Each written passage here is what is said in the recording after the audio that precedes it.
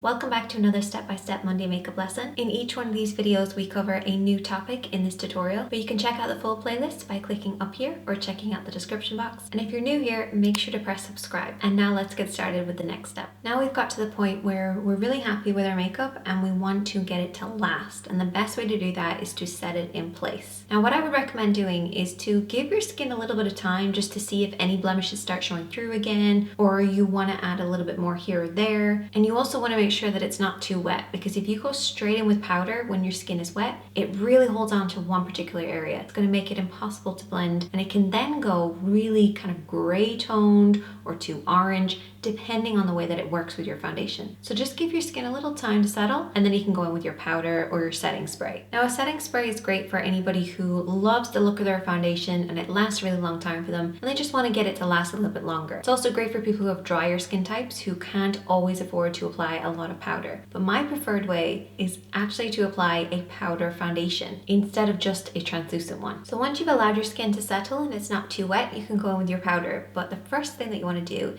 is to make sure you don't have any creases. So if I went in straight with powder onto this face, the little creases that have started to appear, because concealer creases, it's okay, but those little creases will grab hold of the powder and just emphasize those creases even more. So what we want to do is to make sure we pat them out first of all, and then go straight in with the powder. But recently I've been leaving the eyes till last. I'll apply powder everywhere else and then just use the excess around the eyes. That way you don't get too much of a buildup. So I'm going to be using this powder brush right here. You can obviously use any type of powder brush that you want, and you just want to apply a very light, even layer of this. So I tend to start the same way as I did with the foundation on this outer circle. One place in particular that this makes a massive difference is around the nose area. This is also great for any blemishes. As the foundation tends to wear away, the powder foundation comes in and keeps you protected. So you're not going to see any of those little marks coming through again. Now typically when you apply your makeup, I always tell you guys to keep your face quite still, but when you're applying powder, this is the only time where you can do little wiggly motions, get into any creases or around the nose to make sure the powder is setting in those areas. So remember, when you're working on any areas that might have creases, to pat away the creases and then keep the face still